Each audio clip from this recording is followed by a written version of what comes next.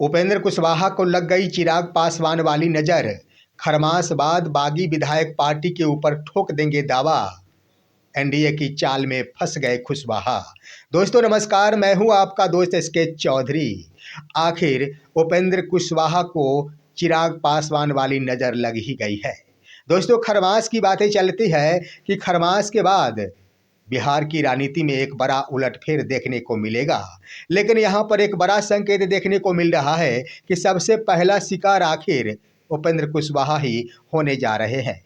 ये स्थिति तो स्पष्ट हो गई है कि दो फार कह दिया जाए या फिर स्वामित्व को लेकर अब उपेंद्र कुशवाहा की पार्टी के ऊपर दावा ठोकते नजर आ रहे हैं उनके ही बागी 3 विधायक।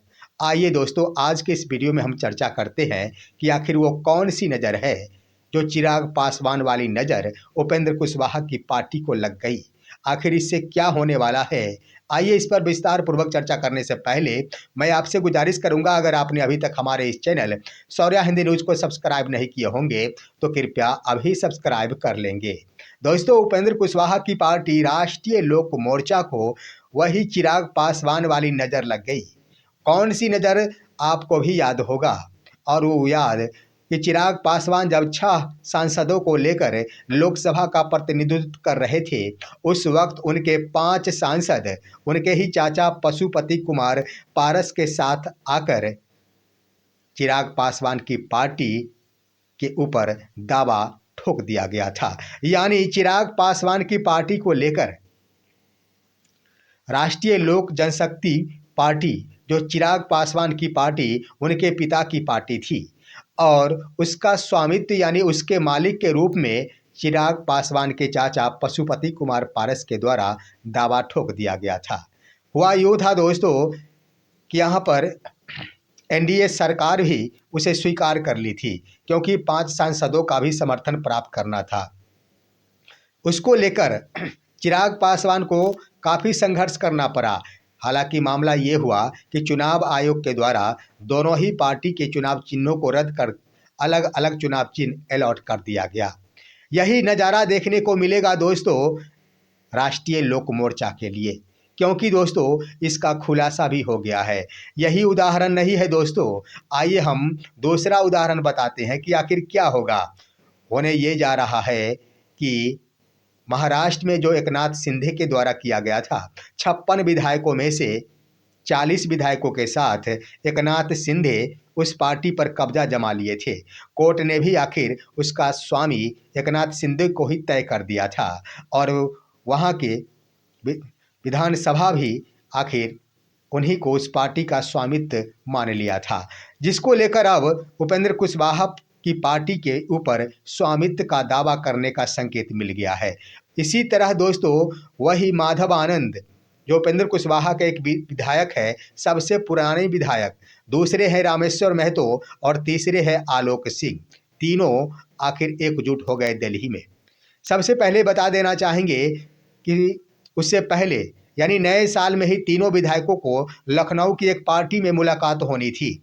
पवन सिंह की वो पार्टी बर्थडे पार्टी थी, जिसमें तीनों विधायकों को उपस्थित होना था, लेकिन एक विधायक उसमें उपस्थित नहीं हो पाए, जिसके कारण आखिर मीटिंग नहीं हो पाई थी। लेकिन बीते बुधवार को तीनों के 3 विधायक दिल्ली के एक होटल में मिले।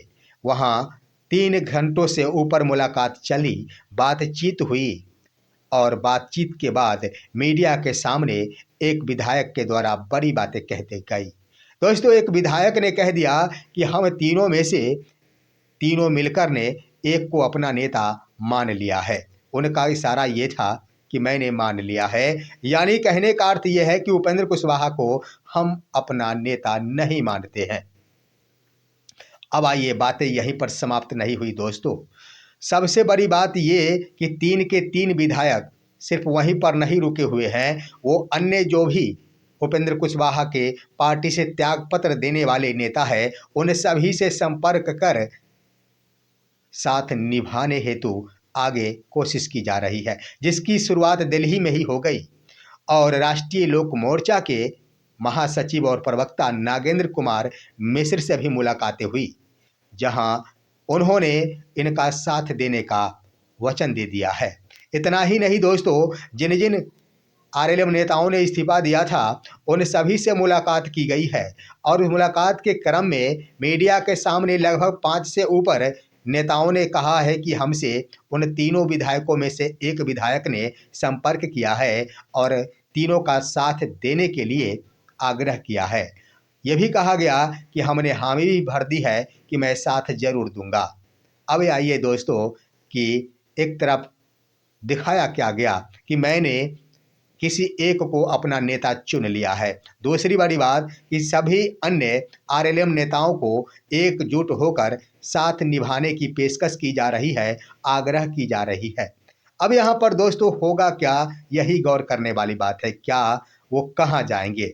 दरअसल कह दिया जाए तो वही नेता रामेश्वर महतो, जिनके बारे में कहेंगे, जो उपेंद्र कुशवाहा के विधायक है, कहते हैं कि मैं नीतीश कुमार के साथ था, वो मेरा सम्मान करते थे, मेरी हर बातों को मानते थे, लेकिन बहला फुसलाकर आखिर उपेंद्र कुशवाहा के द्वारा मुझे आरएलएम में ले लिया गया। एक तरफ नीतीश कुमार की बातें की जाती है तो दूसरी तरफ गौर करेंगे दोस्तों, वो सम्राट चौधरी के यहाँ भी मिलते हैं उनके साथ उनके पिता के जन्मदिवस के अवसर पर। अब जरा देखिए कि क्या वो किधर जाएंगे। तो दरअसल रहेंगे ये तीनों के तीनों विधायक एनडीए में ही, कहीं जाने वाले नहीं है। और यहाँ पर अगर अपना रुख दिखाते, पार्टी में अगर टूट फूट होती तब वो किधर भी जा सकते थे, लेकिन एनडीए जब मजबूत है तो उसके आधार पर किसी भी विधायक का समर्थन की आवश्यकता है ही नहीं। तो आखिर पार्टी के ऊपर स्वामित्व का दावा ही ठोका जा सकता है, यही उनकी रणनीति है। क्योंकि सारे जो बागी नेता है जिन्होंने त्यागपत्र दे दिया है, उनसे संपर्क कर साथ निभाने की पेशकश की गई है और उसके बाद एनडीए में भी मौजूद रहेंगे, तो इससे ना तो नरेंद्र मोदी नाराज होंगे, ना ही नीतीश कुमार नाराज होंगे, और 3 विधायकों का ही एक गुट अलग, यानी राष्ट्रीय लोक मोर्चा का वो सुप्रीमो कोई एक नेता बनेंगे। इसको लेकर खुलासा तो नहीं किया गया, लेकिन इतना कह दिया गया है कि मैं एक को चुन लिया हूं अपना नेता। अब आइए दोस्तों, यह बात पहली बार नहीं है। इससे पहले देखेंगे तो वर्ष 2016 में भी उपेंद्र कुशवाहा की पार्टी की वही हसरत हुई थी, वही हसर हुई थी। उनके एक सांसद अरुण कुशवाहा ने बगावत कर दी थी, जो प्रदेश अध्यक्ष हुआ करते थे। अंत में उपेंद्र कुशवाहा को उन्हें प्रदेश अध्यक्ष से हटाना पड़ा था। उसके बाद वर्ष 2018 में उनके 2 विधायक और एक एमएलसी मिलकर उनकी पार्टी के ऊपर स्वामित्व का दावा ठोक दिया था। राष्ट्रीय लोक मोर्चा तो बाद में बनाया गया, लेकिन उससे पहले हालात वहां तक पहुंच गई कि जब दावा ठोक दिया गया उपेंद्र कुशवाहा के 2 विधायक और एक एमएलसी के द्वारा, उसके बाद उपेंद्र कुशवाहा को अपनी पार्टी का विलय जदयू में करा लेना मजबूरी बन गई, क्योंकि अगर नहीं कराते तो पार्टी पर दावा ठोक दिया जाता। अब वही स्थिति एक बार फिर से पैदा हो गई है कि उपेंद्र कुशवाहा के ही तीनों के 3 विधायक, पूरी संभावना ये दिख रही है कि खरमास बाद यह बगावत और भी तेज धारदार रूप में पेश करते हुए पार्टी के ऊपर स्वामित्व का दावा ठोक देंगे, क्योंकि उन्होंने कहा है कि अगले 1 से 2 दिनों में, बुधवार को ही मीडिया के सामने कहा गया कि अगले 1 से 2 दिनों में हम अन्य नेताओं से भी मुलाकात करेंगे। साथ ही साथ 10 जनवरी को उन्होंने कहा है कि मैं भगवान सिंह कुशवाहा के साथ मुलाकात करेंगे और उन्हें मनाएंगे। यानी अपने तरफ उपेंद्र कुशवाहा के तमाम बागी नेताओं को लाकर पार्टी के ऊपर स्वामित्व जताने की पेशकश कर दी गई है। देखना दिलचस्प होगा कि जो हालात दिख रहे उसके अंतर्गत इस बार सबसे पहला शिकार उपेंद्र कुशवाहा होने जा रहे हैं, क्योंकि आप देखेंगे जिस वक्त आखिर चिराग पासवान के साथ जो हुई थी उसमें भी आखिर एनडीए को कहीं से नुकसान नहीं था। उस वक्त भी यही खबर चली थी कि एनडीए के साथ रहने वालों की तो यही हसर होती ही है। उधर देख लिया जाए एकनाथ शिंदे, आखिर शिवसेना के साथ क्या हुआ। जब शिवसेना भाजपा के साथ वहां गठबंधन कर ली तो हालात तो वही हुई। तो आखिर उपेंद्र कुशवाहा की राष्ट्रीय लोक मोर्चा के साथ ये अगर हो रहा है तो कौन सी नई बात है। जो भी रहता है एनडीए के साथ उसे तो आज न कल इन हालातों से गुजरना ही पड़ेगा। इस पर आप क्या कहेंगे? अपनी राय कमेंट के माध्यम से दीजिए। हमारे इस वीडियो को ज़्यादा से ज़्यादा लाइक और शेयर कीजिए और अब दीजिए अपने दोस्त को इजाज़त। हम फिर मिलेंगे आपसे अगले वीडियो में, तब तक के लिए नमस्कार।